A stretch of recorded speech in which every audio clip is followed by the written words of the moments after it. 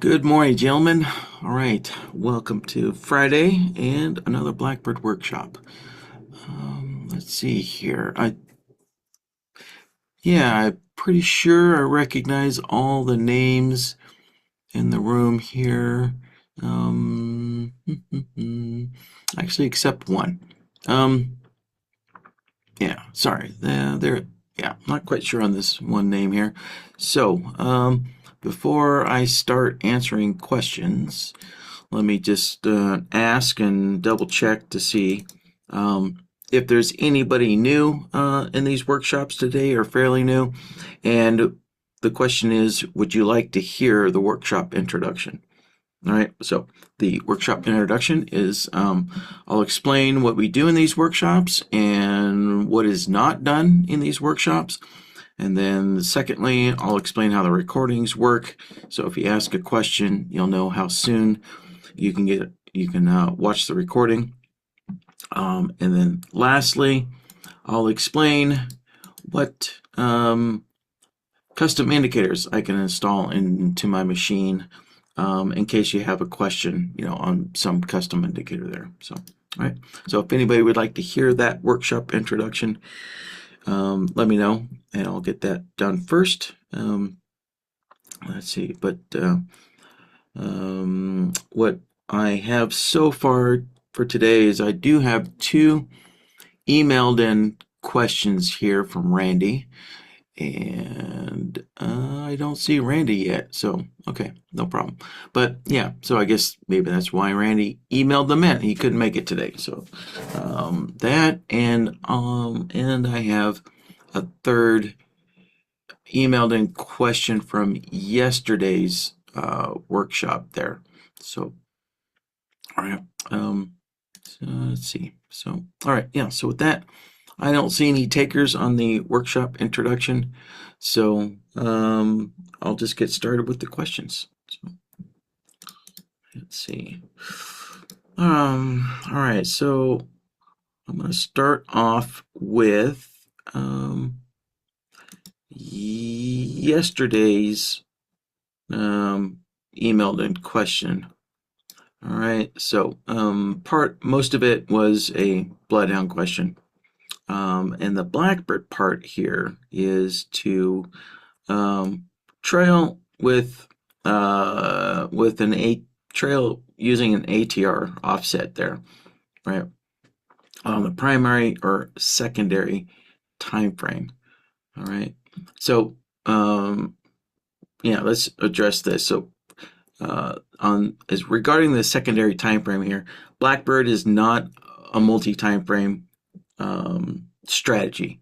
So Blackbird will not pull up indicators such as an ATR on a secondary time frame.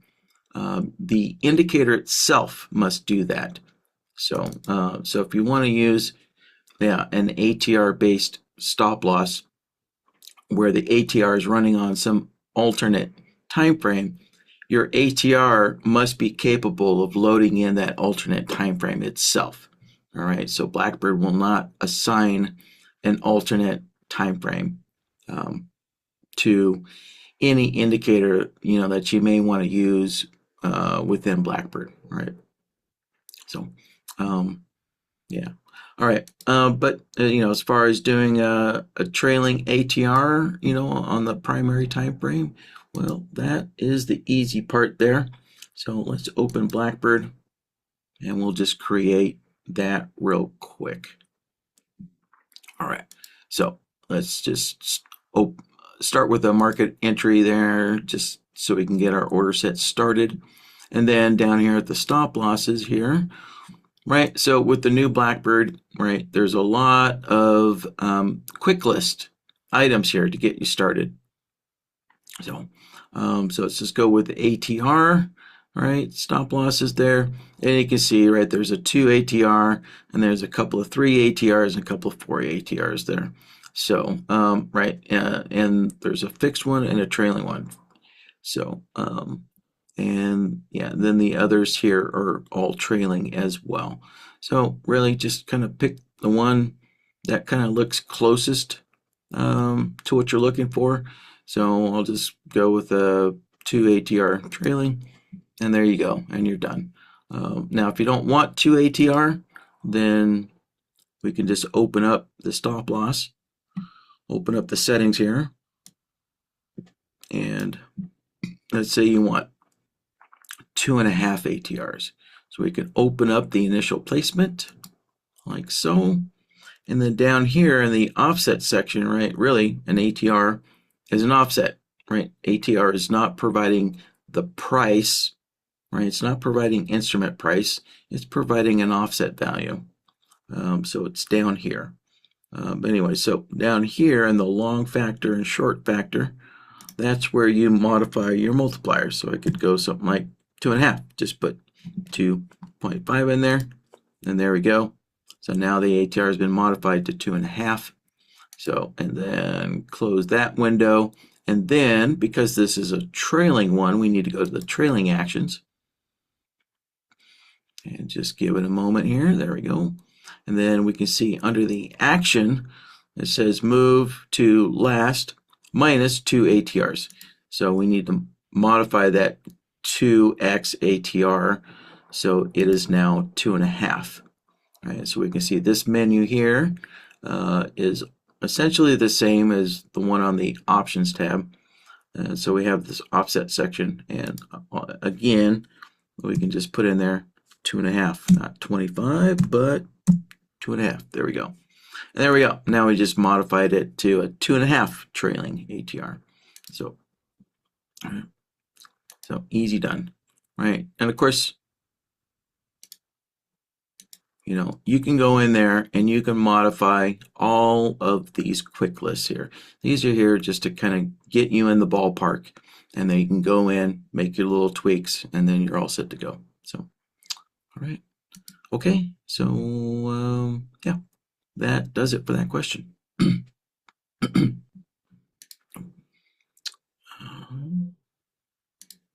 Here, let me get rid of the warning on the taskbar. There we go. All right, so the next question here is from Randy. All right, Randy, you're up. And there. All right, so we do have a sophisticated question here. So let's see here. Let me tackle the easy one first here. So this is a separate question here. So can the use risk reward ratio as a stop loss also be used to set up trailing? Can it be used for trailing here? So yes, it can. So let me move that down there. Open this up. All right. So obviously you have to have a profit target if you're going to use the risk reward ratio formula there. So how about if I just go with an ATR? Yeah, just go with the 2. Oops, hold on. There we go. Just go with the 2 ATR. All right, so then for the stop loss here, let's see, where is the risk reward?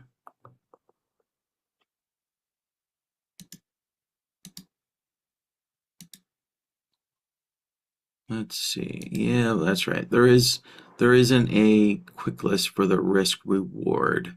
So, actually, let me just double check. Nope.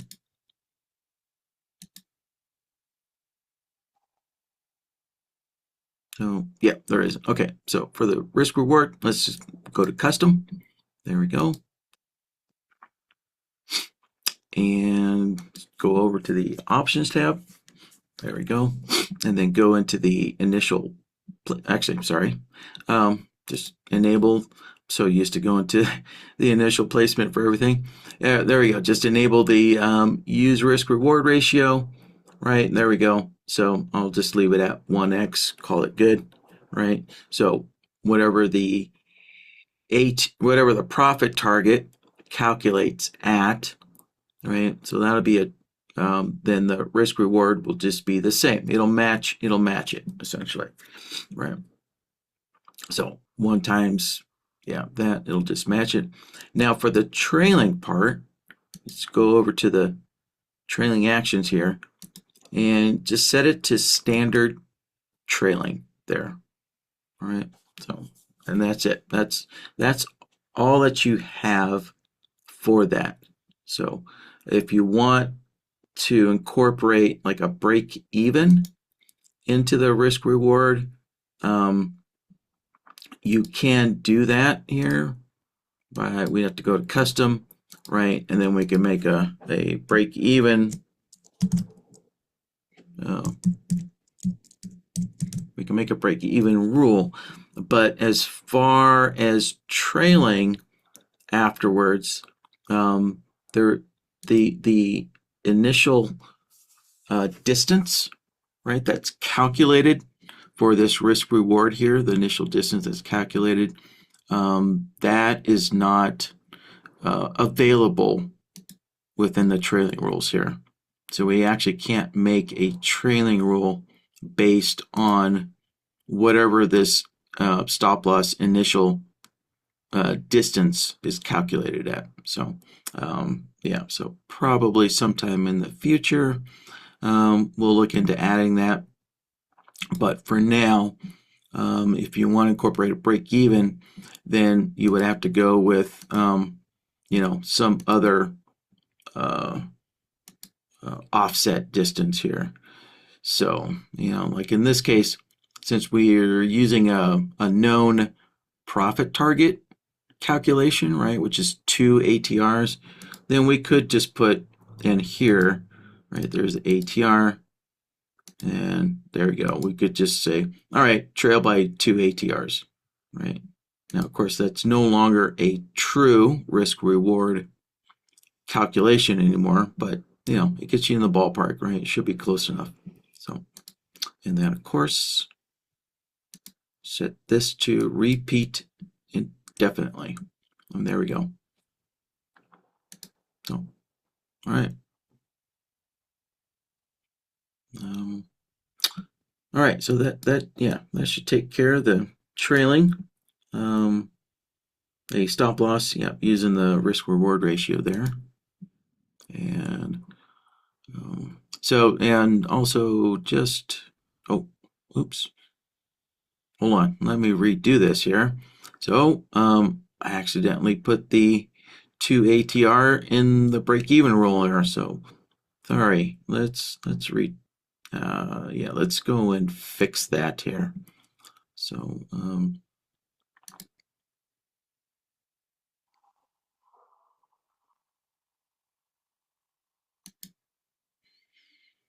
yeah. So for this to be a correct break even, right? Let's put in the entry price. There we go. All right, now that's correct. Now, of course, I don't have the break even rules set up here. So I guess I'll just go ahead and fill this in. So let's see, we're gonna move to break even after receiving 1 ATR of profit. There. All right. That's 10. Sorry, I just want 1. There we go. Got to double click in there. Pretty good. All right, there's 1 ATR. Call it good. All right, so here would be the trailing. And so we don't want the trailing to kick in immediately, right? So again, let's go. Where is it? There we go. There's the profit or loss. Set it to profit. Set it to ATR. And then there we go. There's our 1 ATR. So the trailing obviously, shouldn't kick in until after the break even, requirement or trigger does. All right. So then in the action, this is where I should have put the 2 ATR. All right. knock that down to 2. Call it good. All right, and so the trailing is set to repeat indefinitely. The break even, right, you can only move to break even once. So that, put that back to no repeat. There we go. All right, so that's the proper setup there. So break even, we put in, our triggering profit amount, then the action, right, move our stop loss to the entry price, and there's no repeating of break even. That only happens once, right? So then for the trailing, again, put in the triggering profit, that triggers the break even, so that way the trailing doesn't start trailing immediately. And then the action there is we can put in the 2 ATR, so that way it approximates our profit target there, right? And I guess just for good measure here, let's say if we're doing a reduced risk reward, right? So that way we have this, a half of a risk to the full reward there. Then doing the math, right? The trailing here would just be 1 ATR there. Right. So, okay.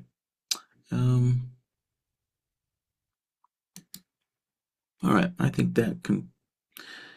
Yeah, there we go. I think that concludes it for setting up a stop loss using the risk reward with some trailing capabilities there. All right, so now let's dive into this more complicated question here. And let me kind of clear this out. All right. So, this is a little more complicated because it's dealing with intra-bar, intra-bar analysis and triggering of orders here. All right, so this is going to be a really large Renko bar here.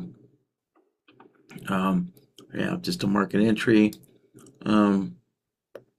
And the plan here is probably the entire trade will take place on this single large Renko bar, right? So the trade will open and close out on that same bar there.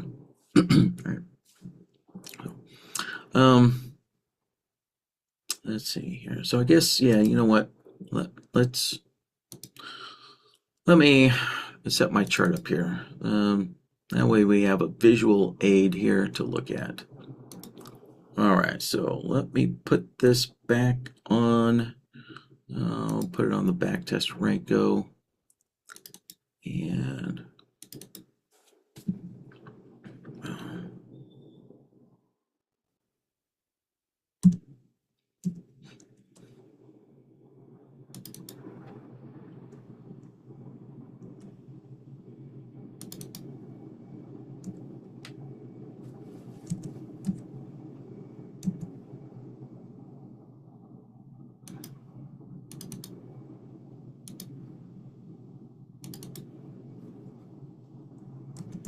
I don't know what settings to use here, but let's see what we get here. Probably would need another extra day here. All right. Yeah, there we go. And looks like I'm missing some data.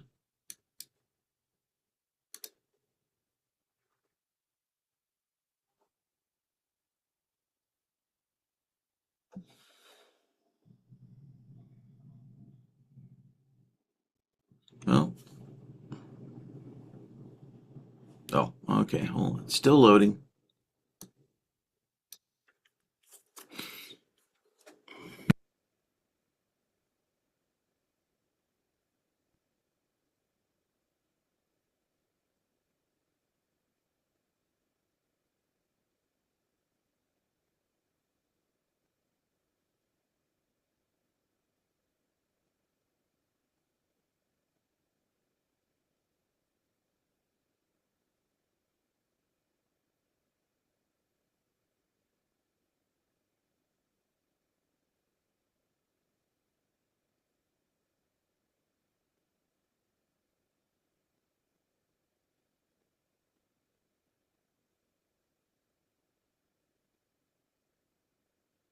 Oh, here's my problem. Looks like NinjaTrader's data feed just dropped out. All right, um, let's disconnect, reconnect.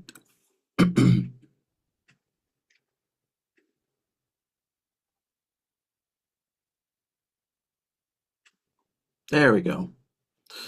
All right, excellent. Yeah.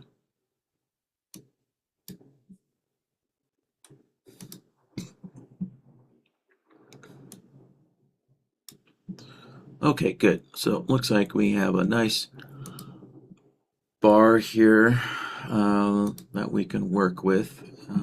Although,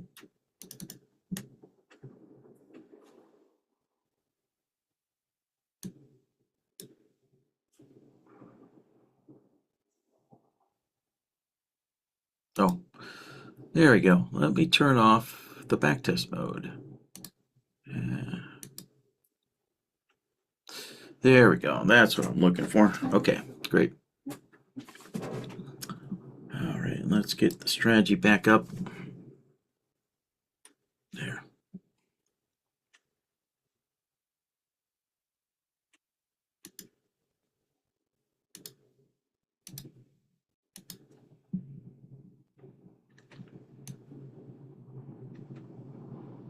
There. All right, so back to the question.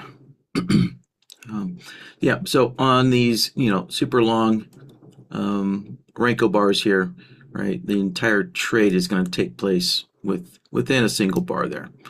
All right. So we're working with three order sets. So we have order set A and B, and then C is down here. So let's just start, plugging in some of these numbers here. All right. So profit target for A is just a tick, and we'll go with 20 there, and then open this up. Go to the options tab. All right, there. So in the initial placement, we'll change the 20 ticks. There we go to 15. All right, so that's good. That's done. And let's see here. Where?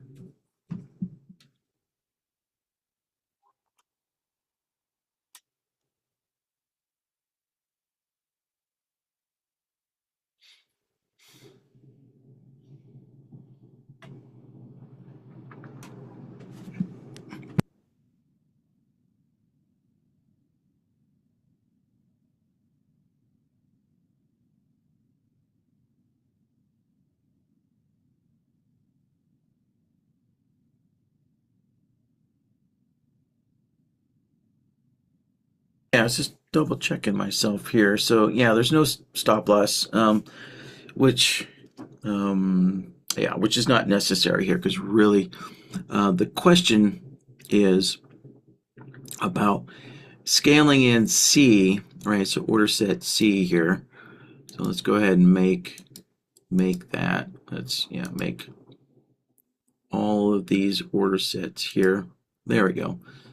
So the question is about scaling in C, but after profit target A and B have been filled. Okay. So yeah, that's where the trouble lies there. So all right. So let me finish setting up. Let's see this profit target. So this is a 50 tick profit target.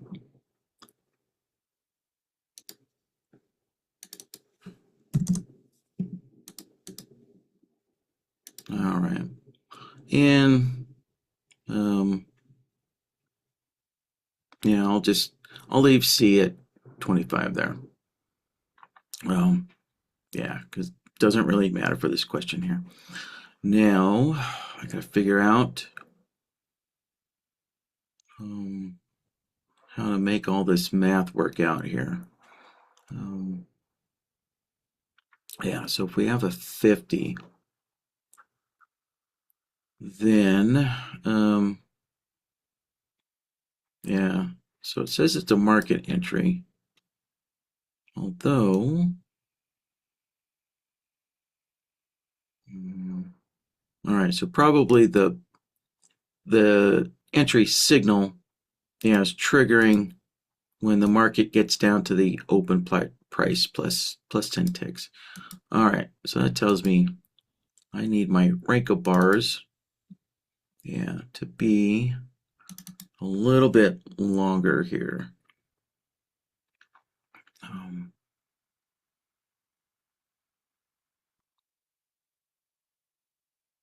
let's see.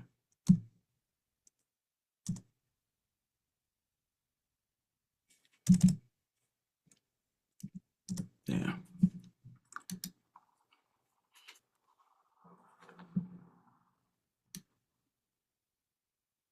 All right.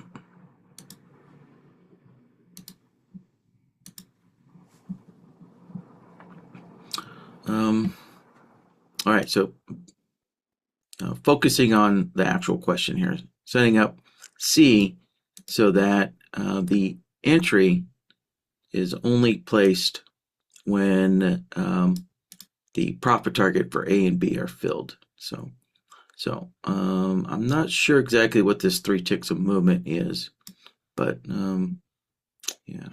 So so if you want your order to wait here for something else to occur, so in this case, right, we want this entry order to pause, or the terminology we use is this entry order goes into a pending state until some other action occurs here, right? And so that's what the placement here does. So this placement acts as a delay or a secondary kind of triggering requirement here. So for this, actually, we need to switch over to the advanced tab here, and and my add button doesn't work. Well, looks like we got a problem. All right, so let me start on the basic tab here, and we want to use order status changed. All right, so first thing we're looking for is we want to know when the profit target for A is not placed but filled. Right, there we go. So there's your options. Right, so we want to know when it's filled there. And then also on the advanced tab, there we go. All right. So once we have um, a trigger established on the basic tab, then we can go to the advanced tab. And now we can add another order status changed here. All right. So the first order status change, right, we set it to be monitoring when profit target A is filled. And so the second one down here, right, that one's going to be looking at when the profit target for B is filled as well. Right? And that's it. Yeah. So let's see here. The cancel. Okay, we do need to put in a cancel because obviously a piece of software doesn't know, when it should or should not cancel an order, right? So since we know that this entire trade takes place within a bar here, so we need to cancel this when this bar closes. All right. So so let's put in a cancel here, and what we can do is just count the bars here. All right. Now let's see here. So this. Hmm,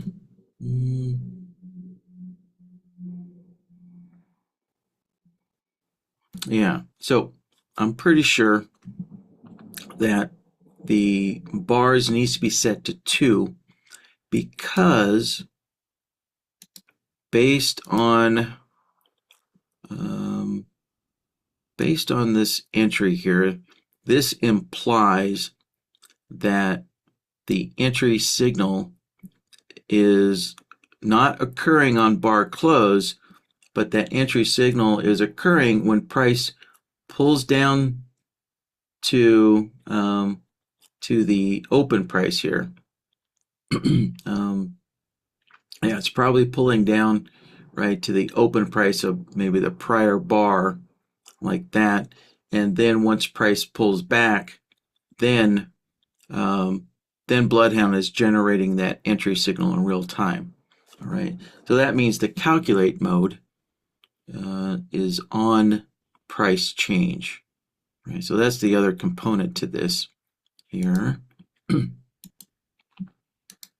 Yeah, so let's go into the strategy. Right, go into Blackbird. Actually, we have to disable it. And then change our calculate to on price change. There we go.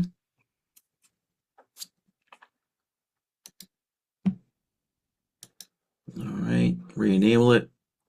There. Okay. There. So that calculate mode that I just changed, the reason why I brought that up is because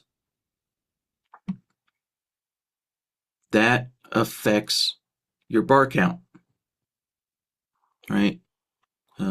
So when your calculate is set to on price change, then bar one, right? Bar one, I can't get over there. Shoot. Then bar one is the bar that's building, right? So your bar counting changes depending on what the calculate mode is, right? So if your calculate is on bar close, then when this closes, that's bar one. But while this is building, this is bar one. And then bar two would be the next bar when it opens. All right. So, yeah.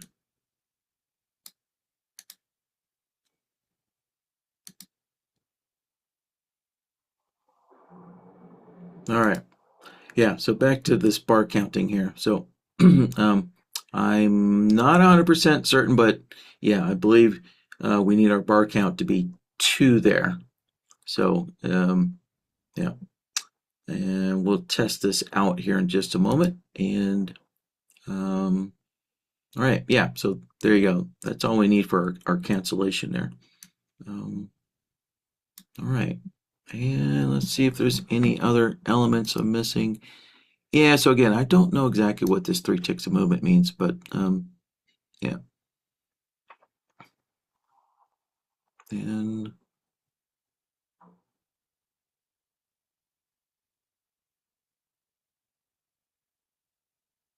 And oh, here we go. All right, yeah. So the profit target for C is the close of the bar.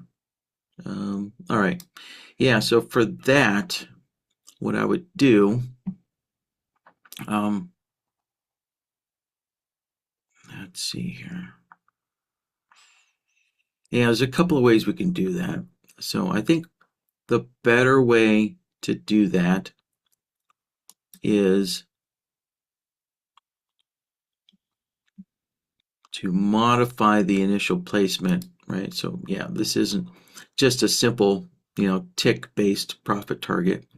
So what I would do is I would take, so again, let's say we're trading on this bar here with my little dot, take, so you know that the bar is going to close at exact, spacing there, right? Each bar from one close to the next, right, has a fixed spacing amount. So I would take that into consideration. And what we can do is we can grab the closing price from the previous bar. So again, because our calculate is set to on price change, you have to increase your look back period by 1. So again, the close of bar 1 is the bar that's building, right? The bar that's currently forming. And so if you need to grab the, so as this bar is forming here, right, this is bar 1. And so we need to look back an additional bar. So bar 2, right? So which is different when your calculate is on bar close, then bar 1, right? The previous bar, that's the previous bar. So, but when calculate is on price change, the previous bar is bar 2. So, all right. So we can grab that closing price and then just add however many ticks there are between those. And what did I do? Yeah, it is 25. Okay. Yeah, so there we go. So that will place, right? That'll place that profit target right where that bar close is going to be there. Yeah. So that I would say that's probably the best way to do that. There is another way to do that. So we would need to go into the trailing actions here. Now, in order to get to the trailing actions, you do have to set up your initial placement. So you do have to have a profit target there. So, all right. So you're kind of duplicating your work in doing this alternate way of closing out this order, taking that profit. So, right. So we could use a trailing action here. And let's see here. The action is going to be to flatten this position here, right? So obviously, based on this, profit or order set A is closed out, B is closed out. So we just have to close out C, and so we can just use this flattened position here. So now it's a matter of figuring out, okay, when do we close this out? Well, we can just use that bar counting here. So there we go. Right. So we can just count to bar 2, right? So once we get to bar 2, then it triggers the flatten there, right? So we can see here, right? This trigger, counting to 2 bars, is the same trigger that we used to cancel the entry order, right, after 2 bars. So, right, because what happens if you get into a trade here, right, and then the bar ends up reversing. So obviously if it's reversing, right, you need to cancel out this pending long trade. So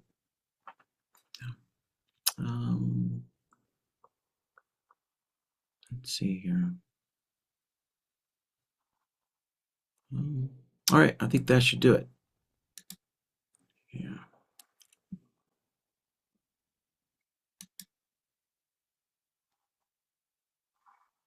All right.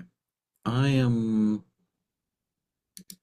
just going to turn off the trailing here. And I doubt the market's going to work with this, but we'll give it a shot. Let's see here. Oh, geez. There it is. All right. Sorry, I should have separated this out. There's our stop loss. Yeah. So again, the stop loss doesn't really matter here. Although, yeah, stop loss doesn't matter here.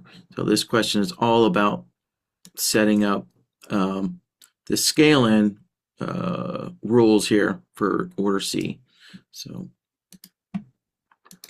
all right, let's see what we have. And let me take a look at the market here.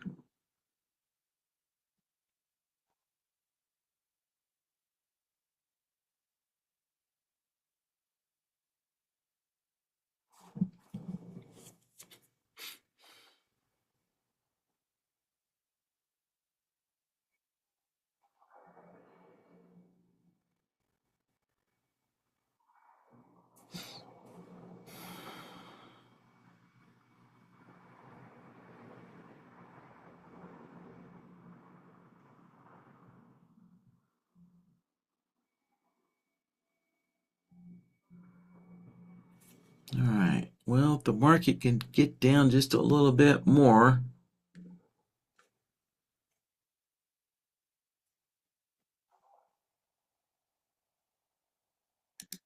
Ah,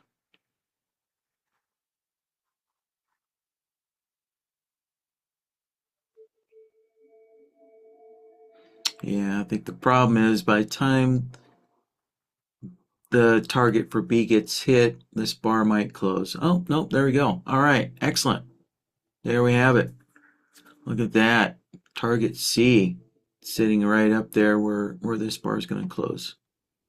Okay, excellent.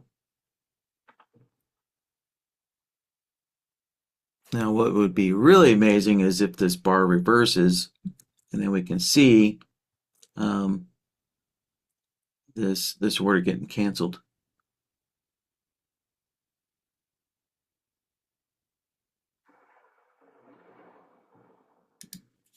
All right. So the key to the question here, well, two keys, but the primary question is about setting up the place there. All right. Yeah. So we had to use two order status changed, right? So one for profit target A and the second one for profit target B there. So, yeah.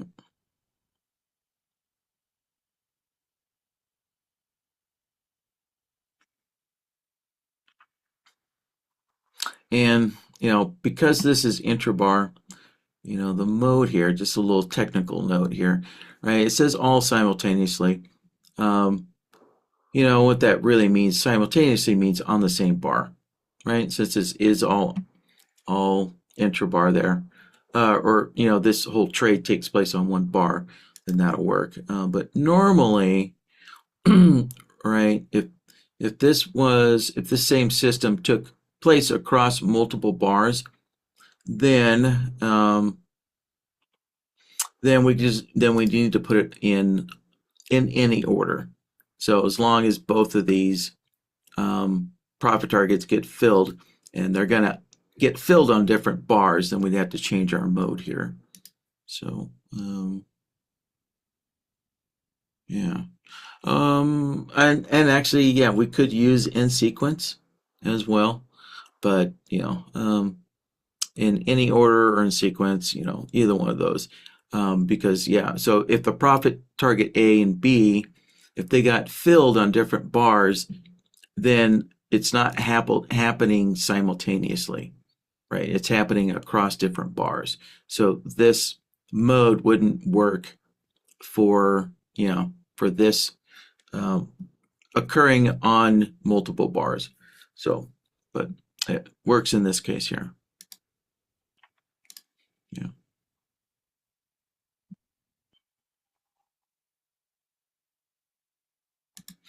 All right, so that's really the key there.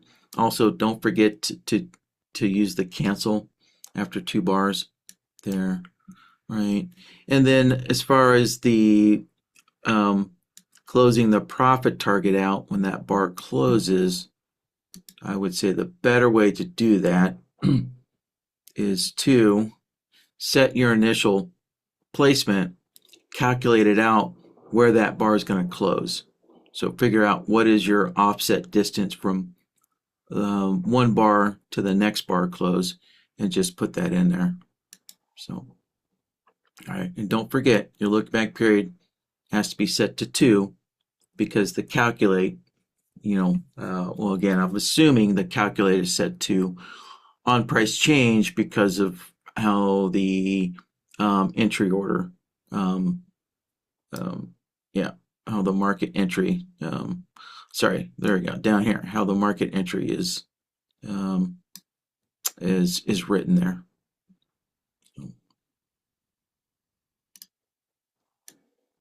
All right. Well, if that wasn't confusing enough, that's all the more confusion I can add to this. So, um, yeah, working with intrabar stuff is very difficult and very limited. So it's extremely difficult to um, write a strategy that um, calculates things correctly intrabar. And so Blackbird can do very limited types of intrabar operations, but it can't do everything you want. So yeah, I'm actually looking at this. I was actually kind of surprised that Blackbird could even handle this. But yeah, this is fairly, yeah. The the profit targets here are fairly straightforward, and the requirement to scale in, again, very simple, straightforward. So therefore, there's nothing moderately complicated. So Blackbird was able to handle that. So yeah, yeah, and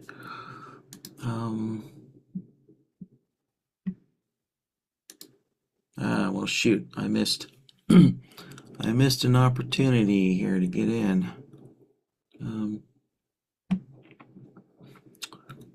let's see. All right, yeah, those were the 3 emailed in questions I had. Yeah.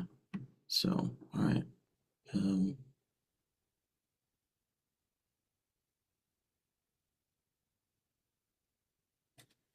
let's see if I can catch an entry here.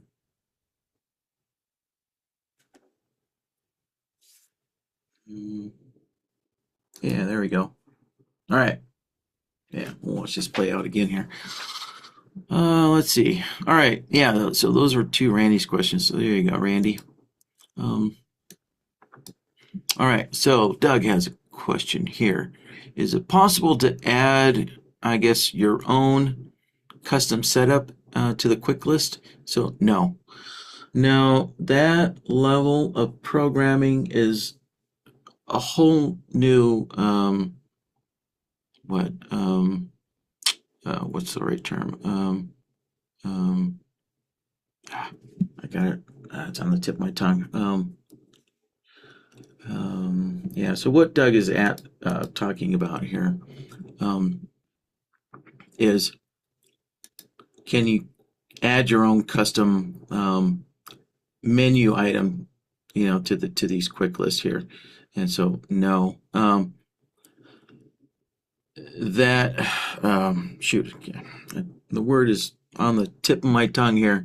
So being able to program that into the interface is requires an actual dedicated programmer that specializes in coding up interfaces here. Yeah, so that level of user interface programming is on a whole new level. So yeah, so I can say with certainty that'll never happen. So yeah, so yeah, and I can say with certainty that all the programmers, within the trading industry, they focus. They're good programmers on the back end, everything that happens behind the interface, which is partly the reason why you don't see any other software out there for traders that has as complex of an interface as Blackbird does or Bloodhound. So yeah, thankfully Jeremy's really good. And but also he offloads a lot of that to a third party software that specializes in building this.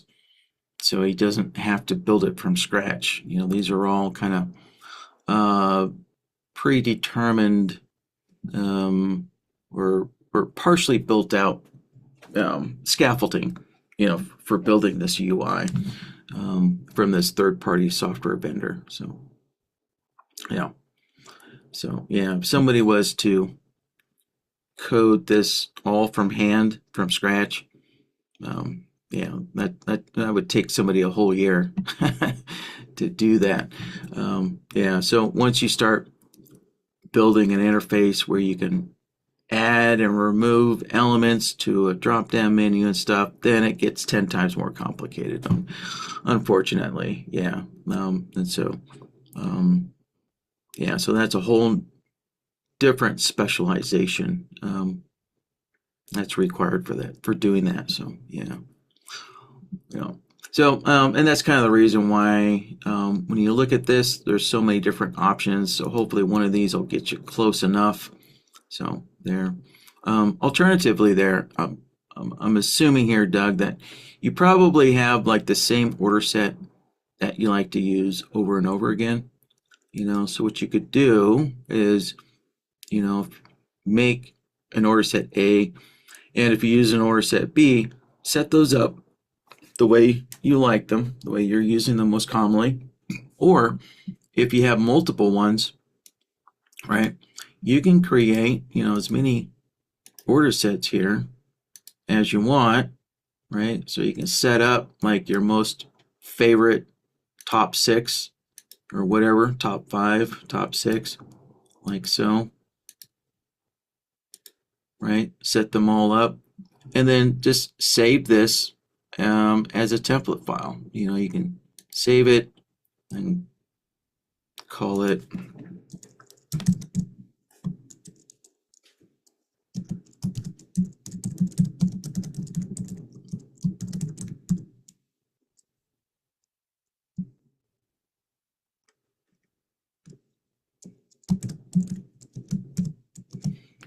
save it to something like that.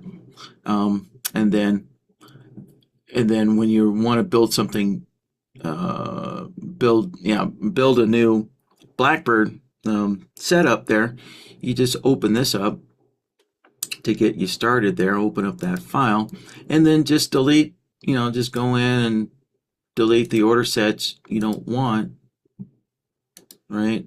And there you go. You have your order sets ready to go. And then it's just a matter of then just plugging in, right? Plugging in whatever else you're using, your signals maybe, or setting up your money management there, and all that stuff. And then once you have everything else set up, then do a save as, right? You can do a save as and then save it as something different so you don't overwrite your template file, right? So basically it's just file management is all that it really is there.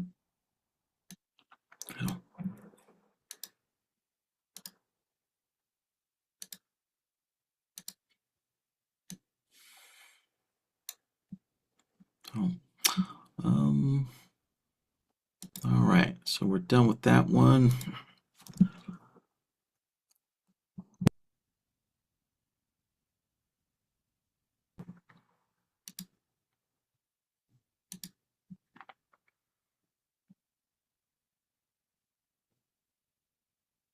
All right, yep. So saving as a template file sounds like that'll get the job done for Doug. Yep. Um, yeah, very easy to delete stuff. So there you go. And of course, Blackbird doesn't have any limitation. So you can put as many order sets in there as you want, and then just delete the ones, that you don't want to use there. So, yeah. All right. Let's see what, Farouk has here.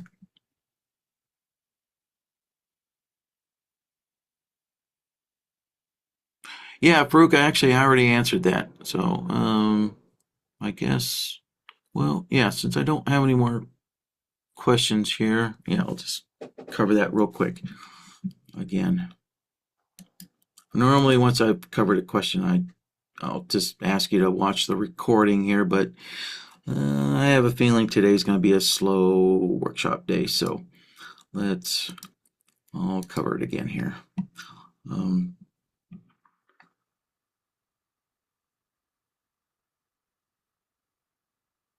There we go.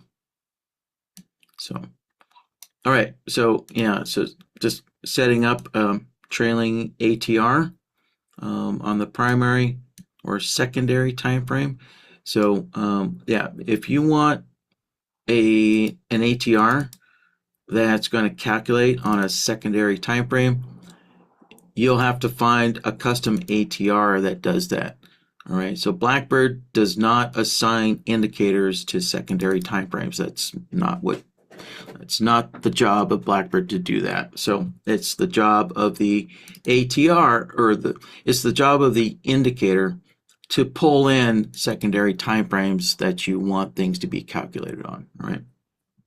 So I can just demonstrate using a trailing ATR on the primary there. So, all right, so let's just set up a market entry.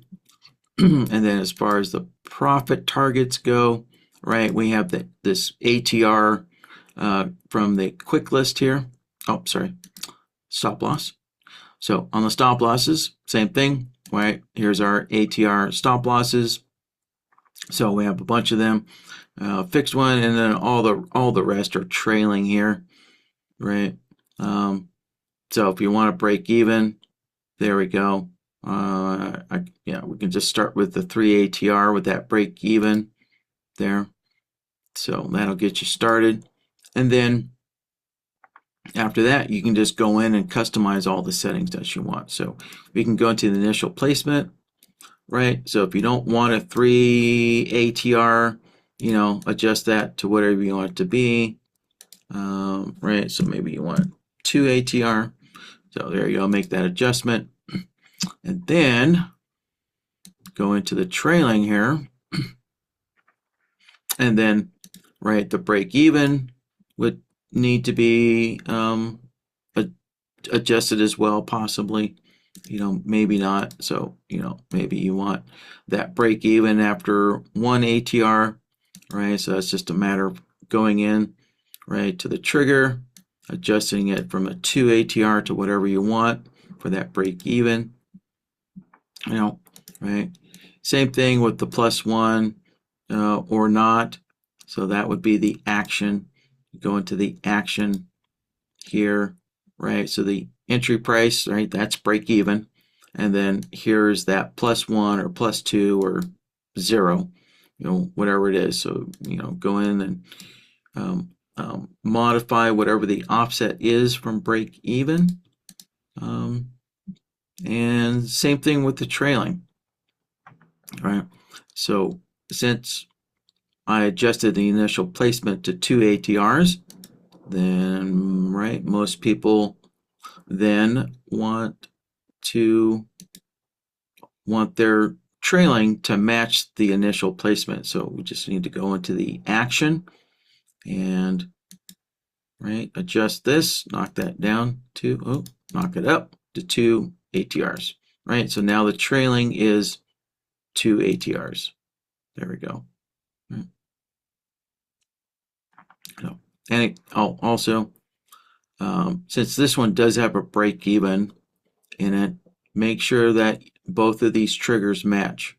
So if you change the break even trigger, if you change that profit amount, then obviously your trailing, needs to start after that same profit amount. So, right, so both of these need to be adjusted together there. So, right, that's it. As simple as that. Yeah.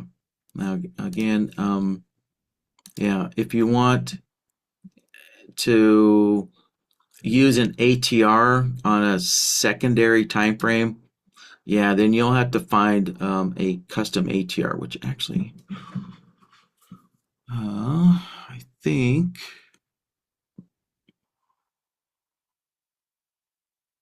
think I might have one.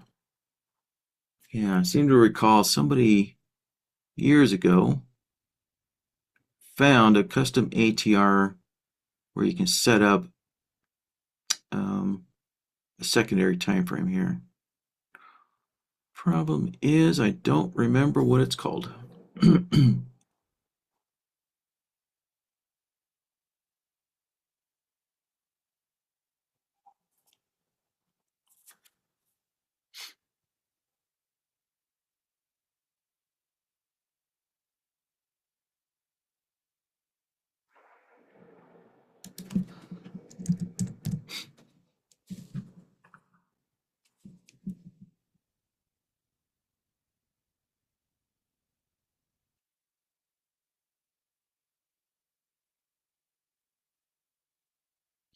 Hmm. No. All right. Yeah, I must be thinking of NinjaTrader 7. Sorry. So, yeah, it doesn't look like I have that ATR there. So, yeah.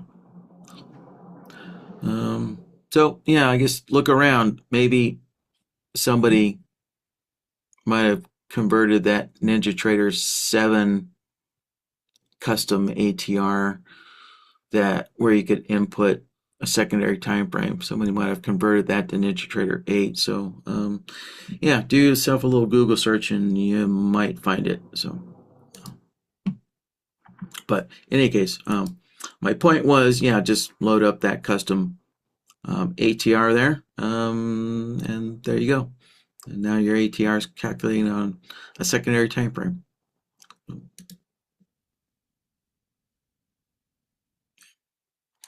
All right, yep. So that was it, I believe. Yeah. So Farouk, if there was anything else, let me know. Um,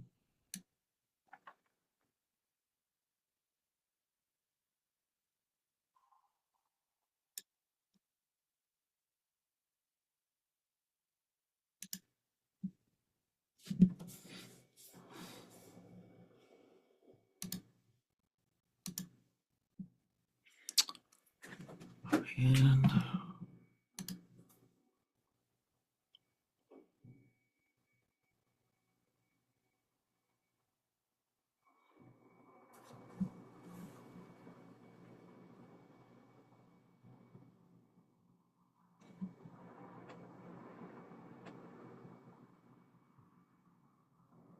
let's see. I believe, yeah, Farouk, I believe so. Wasn't this your question?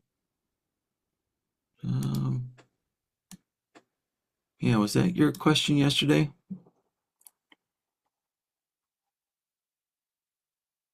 No. Oh, okay. Um, let's see. All right, hold on a moment. Let me take a look at the emails here.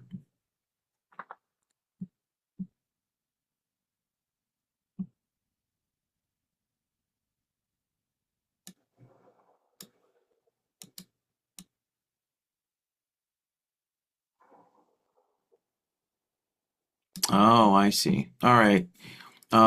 Yeah, just be sure to, email your questions in at least an hour before the workshop. So sometimes ticketing systems um, do introduce a delay before we actually get them. So let's see here. All right, so let me. Um, yeah, all right. Set up from. Yeah. All right, so yeah, let me take a look at the email here.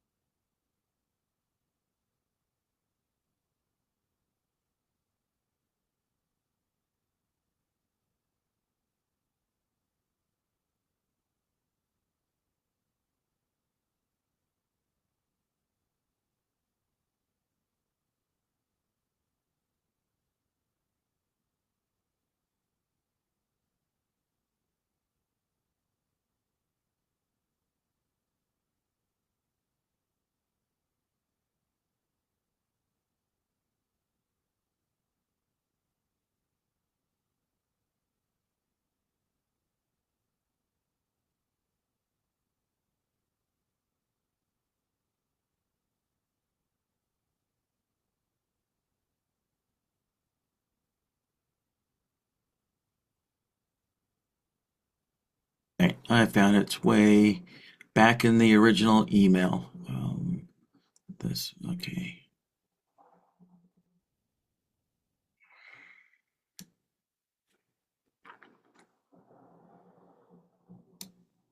All right. Yeah, this is very simple.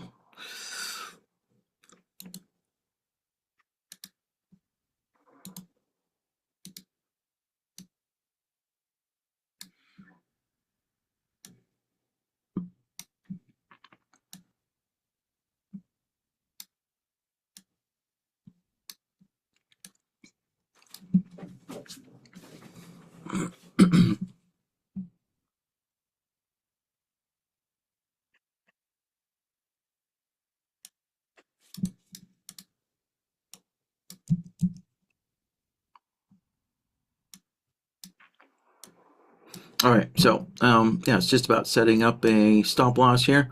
All right, so we have a break even and all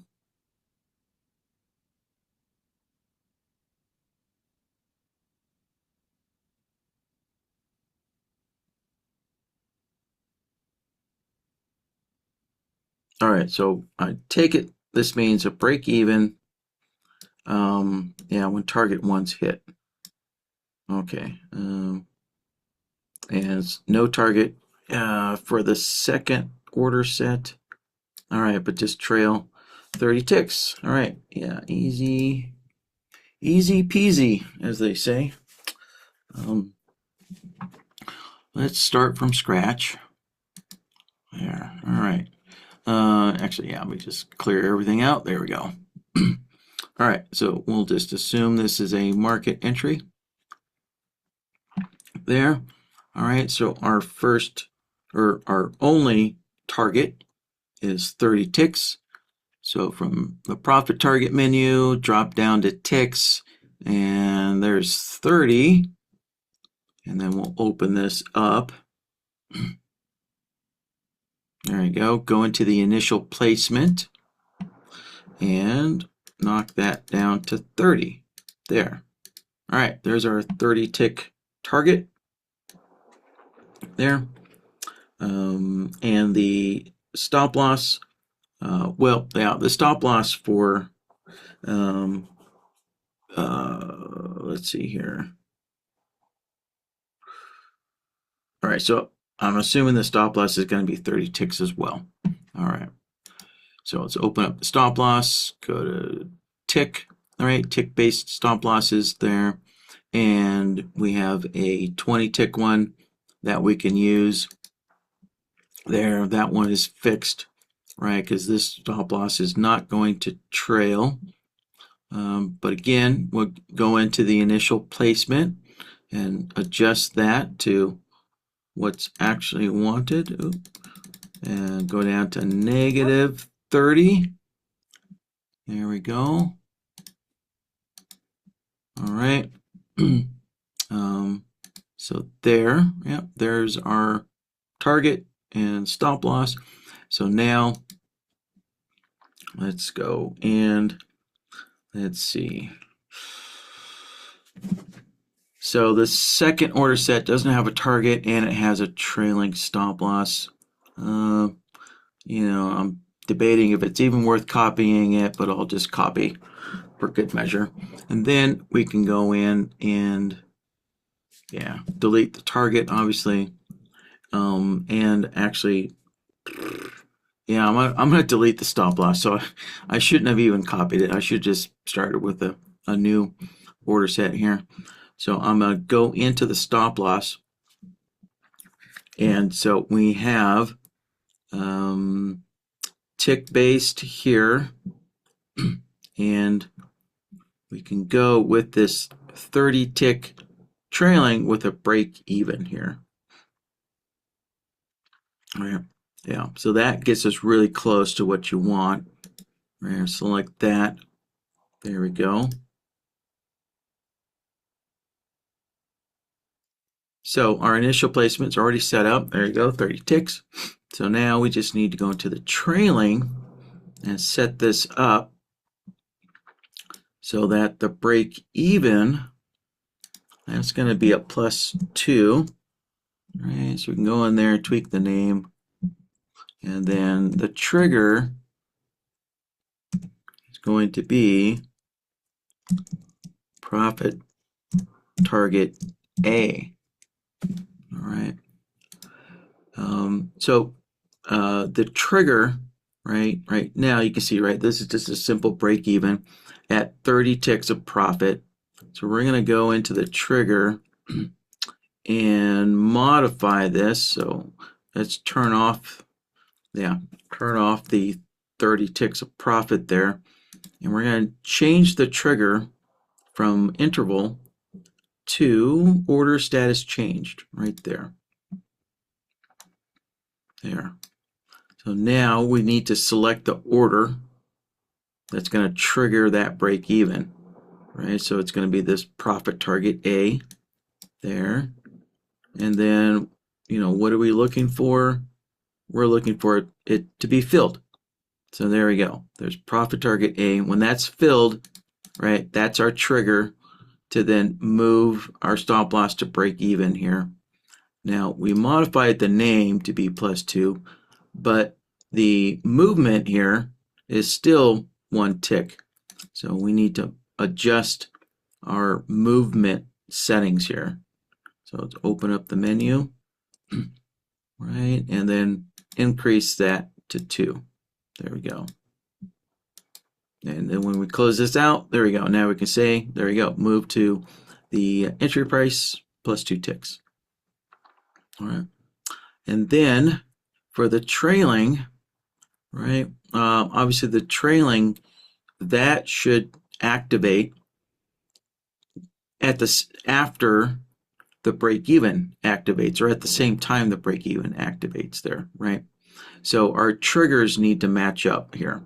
So I would say 99.999% of the time, when you have a break even and a trailing, your triggers need to match up exactly.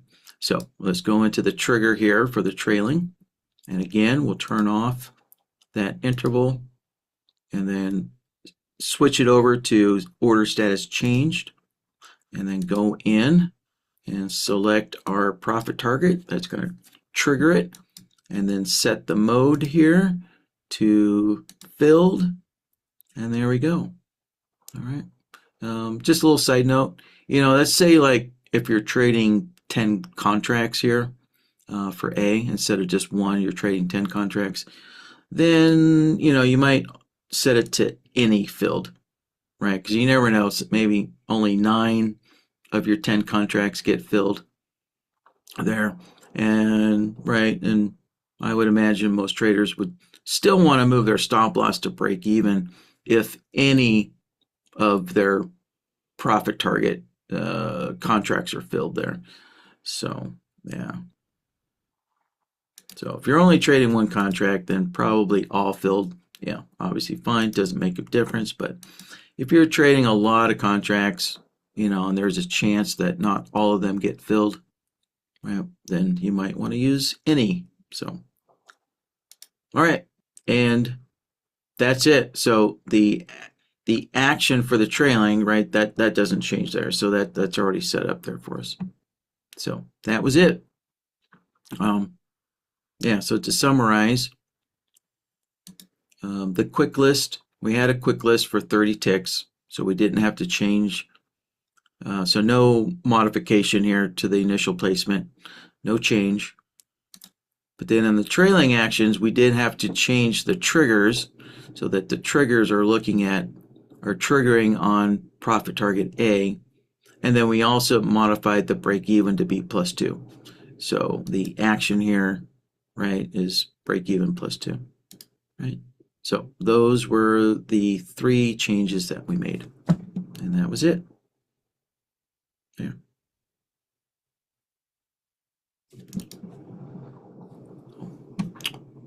All right. So if there's anything else, let me know. I think that takes care of, Farouk's question.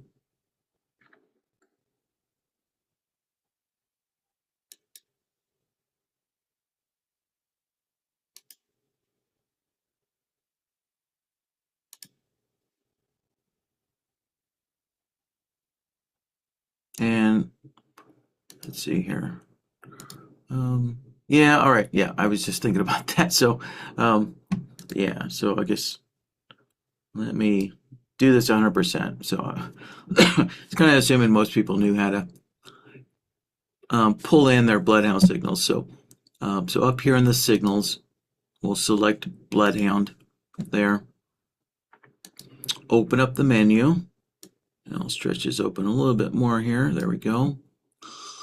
All right, so we just need to load in that Bloodhound file there. So let's click the three dots button.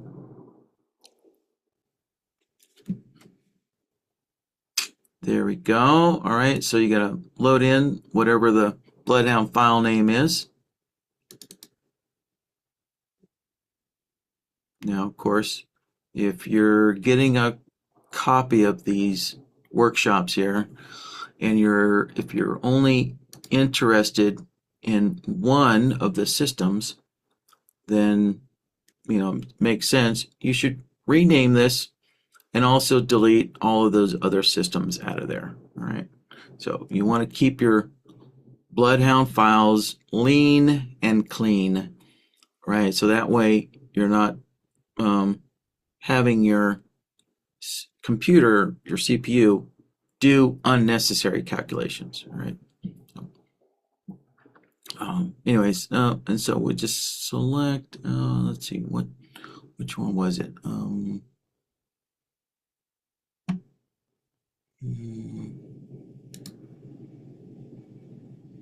And that's right, it was that system there.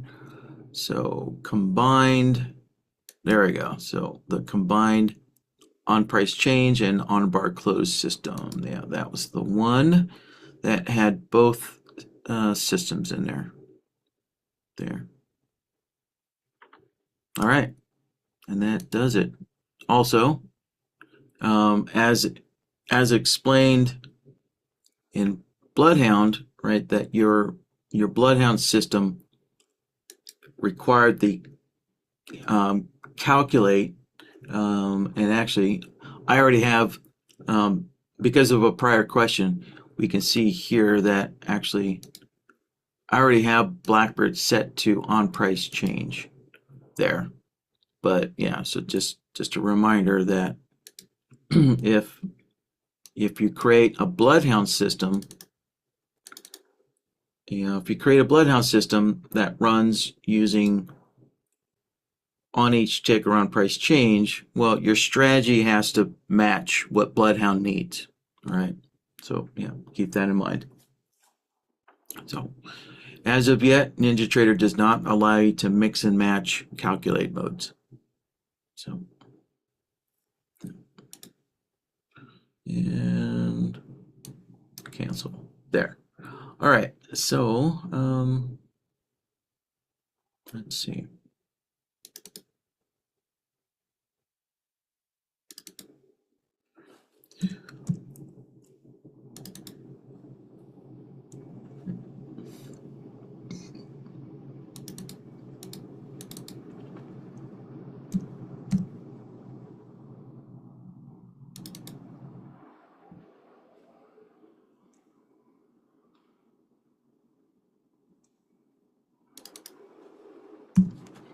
I'm trying to remember the bar sizes I used.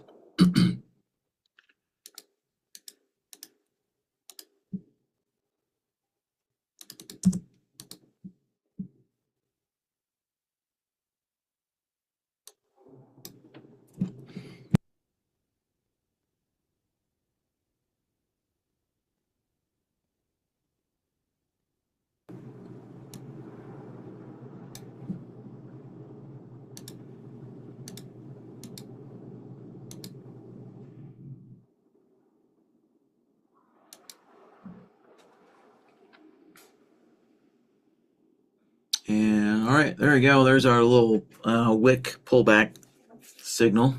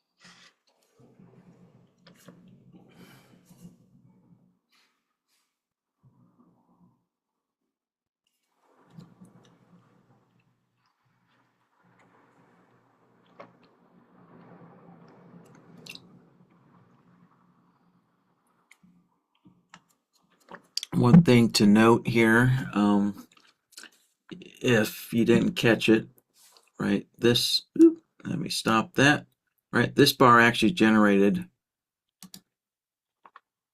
a buy signal intra-bar. And yeah, when you're working with intra-bar signals, quite often your bloodhound signals will disappear. Depending on on on the prices. Um,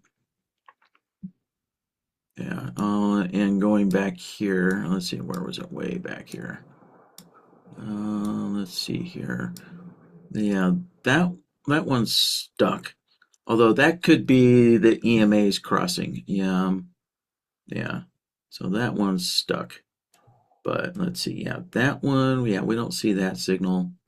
So, all right. Yeah, not sure if that's a EMA or no. That was probably a pullback.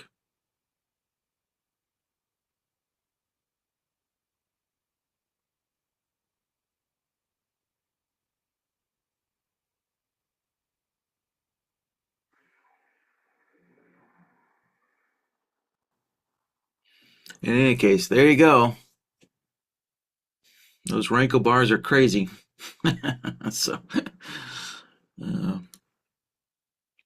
yeah, especially on the NQ, man.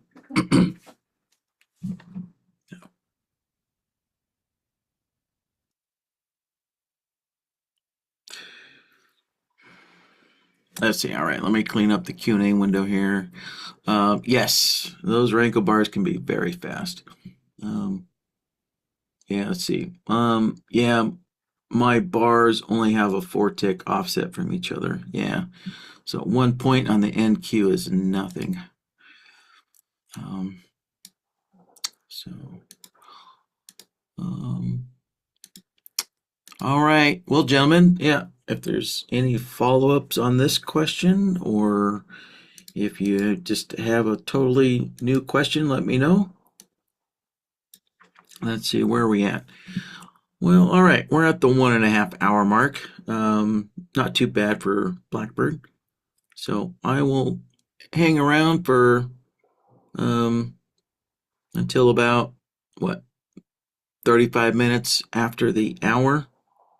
All right, and if I don't see any more questions by then I'll assume we're done for the day. All right, so if you got questions, go ahead and pop them into the Q&A window for me. So, and I'll take care of it. Yeah. All right, so until the next question comes in here, I'm just gonna mute my microphone. Yeah.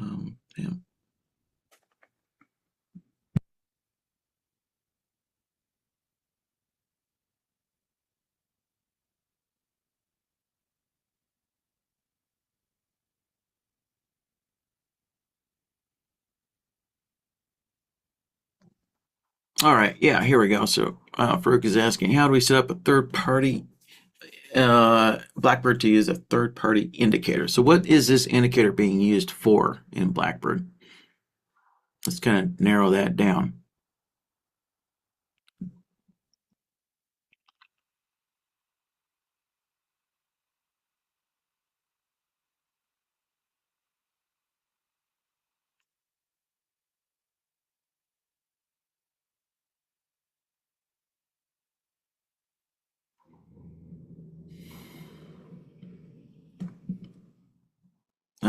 For entry signals. Okay, yeah, that's what I kind of assumed, but I always like to make sure. So, all right, so yeah, let's open up Blackbird. So, yeah, so from the signals, just go to indicator-based signal there. And so from here, where it says indicator, there, open that up, and you can see, right, this is the same menu here that you see in Bloodhound when you're selecting an indicator to use in one of the solvers there, right? And so go in and select your indicator. The only one that I have that produces signals would be NinjaTrader's candlestick pattern there. So I can select that, right? And of course, set up your indicator. And then we can see here, this candlestick pattern actually has a pattern found output here. So once this pattern is found, right, it outputs a +1 value. And because it's a plot, you can actually turn that plot on the chart there and actually see that too if you wanted to. If you wanted to play around with that.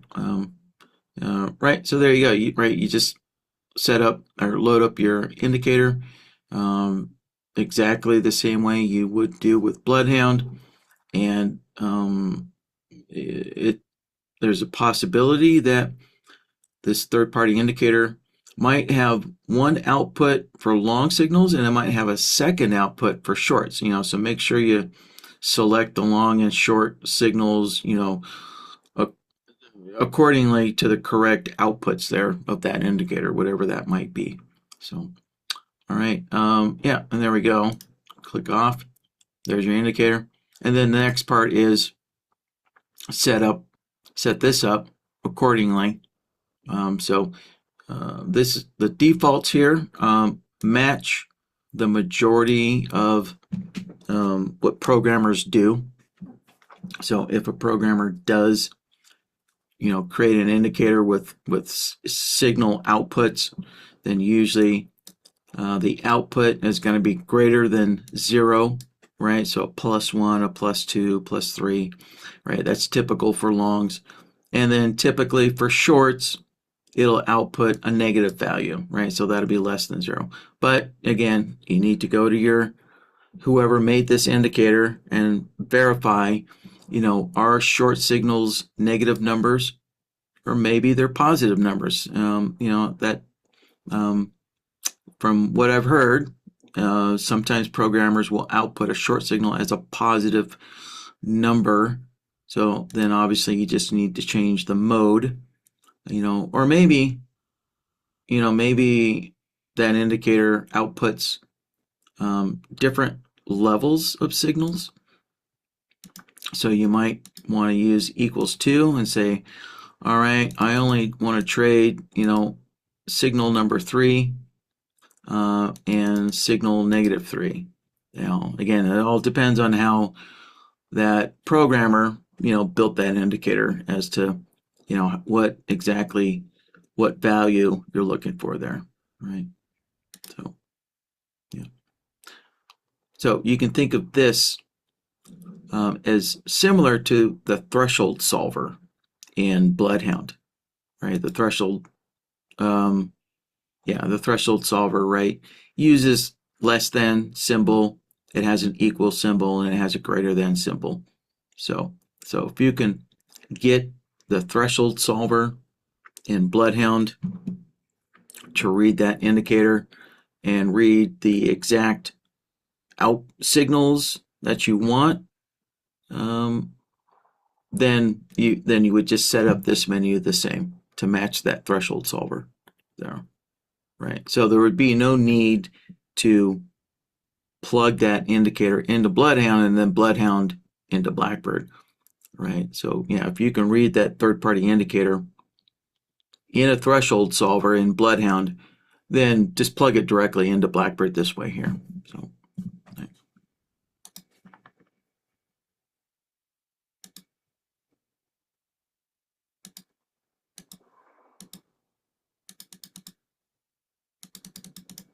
All right, so yeah, there you go. That easy.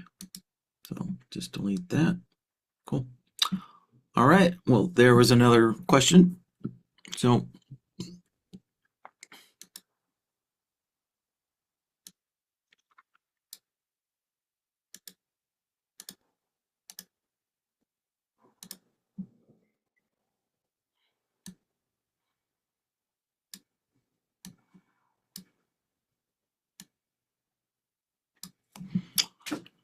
All right, gentlemen, I will start the timer again here. So if you have any more questions, go ahead and get those into the Q&A window there, and I'll keep the workshop going. But otherwise, yeah, if I don't see any more questions in the next 5 or 6 minutes or so, then yeah, I'll assume we're done for the day.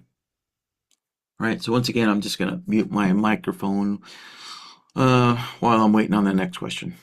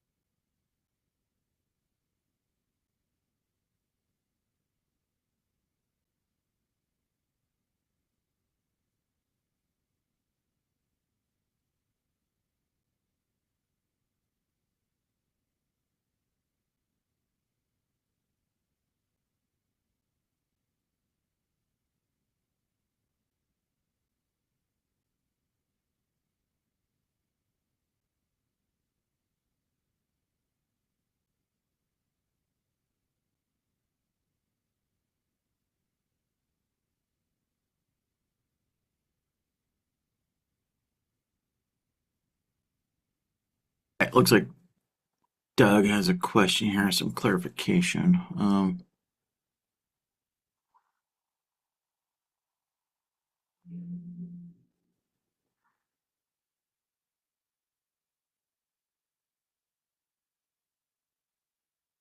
let's see here. So, all right, yeah. So, Doug, I guess your question is about the P&L on this.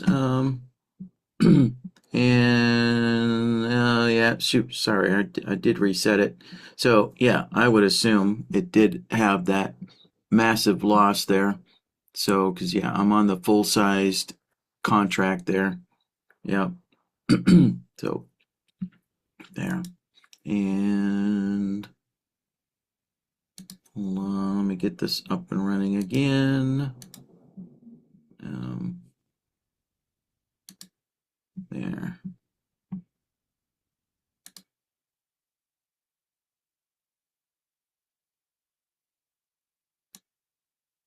All right, there we go. And also remember, if you have multiple logic templates in your Bloodhound system here, that you do need to select the correct one for the entry signals if you want to see the correct entry signals. So there we go. Yeah. Um, let's see here.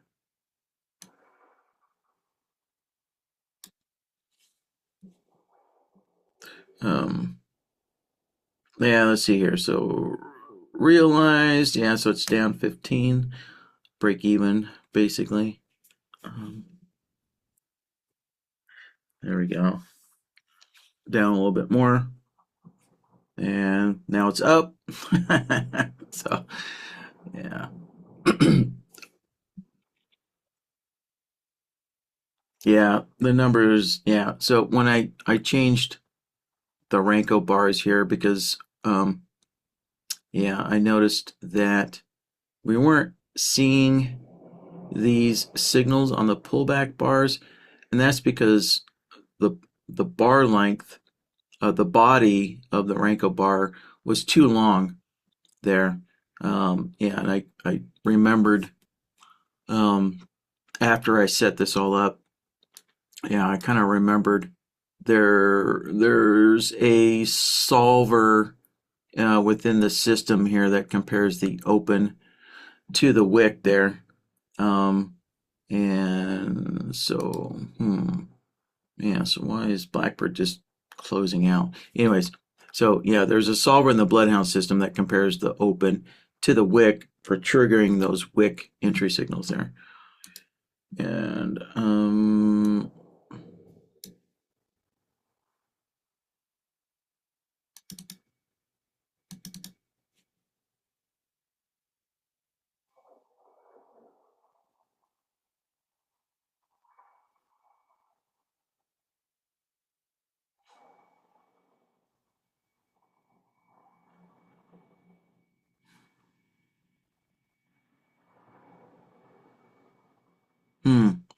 yeah, looks like yeah, um, we're getting some what multi-threaded timing errors here. Yeah, let me. I'm gonna shut down Ninja and restart. Let's see. Okay, yeah, strategy's off, and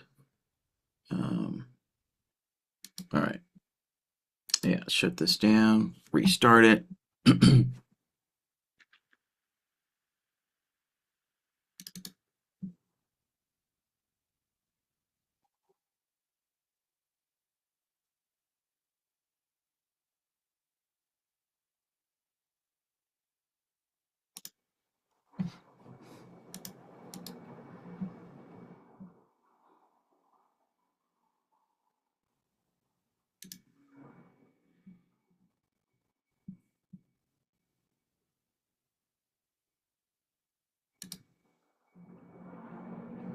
All right.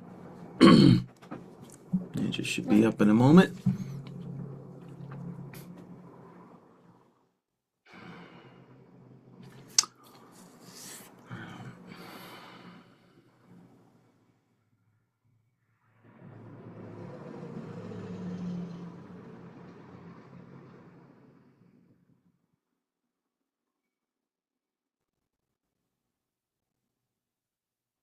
There we go.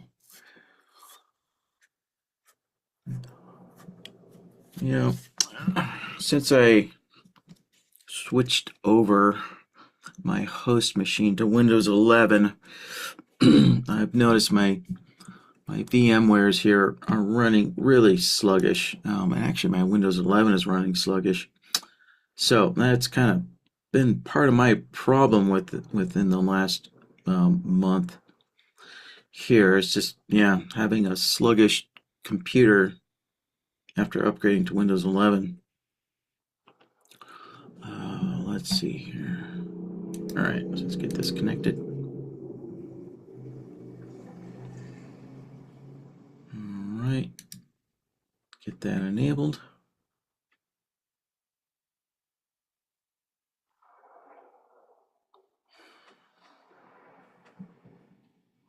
There we go.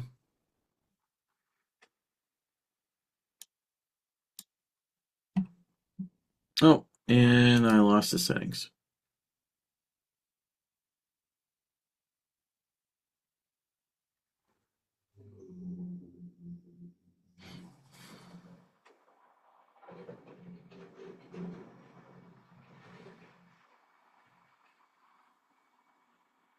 Hmm. Yeah, I lost the settings. Shoot. It's probably because my machines are running really sluggish. So hopefully I'll be able to figure out what that cause is. Hopefully it's just a driver issue upgrading to Windows 11 with my motherboard or whatever it might be. So, well, let's see, what time is it? All right. Yeah, so Doug, yeah, I'm not exactly sure what your question was about, but yeah, basically, yeah, not surprised that the system was a loser. So, yeah. So, um, yeah, all good. All right. Well, gentlemen, with that, the room is pretty thin now. So with that, well, actually, I'll give everybody another minute or two just to make sure that there's no more questions here before I close up shop here. All right. So if you do have any more questions, get them in there as quick as you can. So, and I'll keep the room open for another minute or two just to make sure there's no more questions. So, all right, Doug. Yep. Have a good weekend, and we'll see you next time.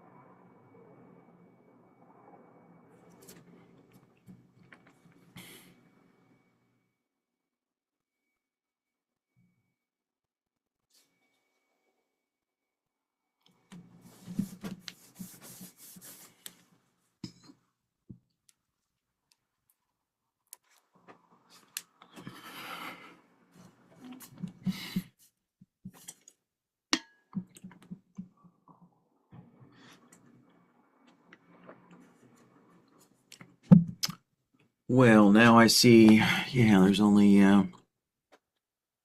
3 people left in the room, so I think we're done for the day. All right, guys, have a good rest of your Friday, and I guess get the rest of the leaves raked up out in the yard if if that's your situation there. Winter's coming. So, all right, guys, have a good weekend, and I'll see you next time. Bye bye.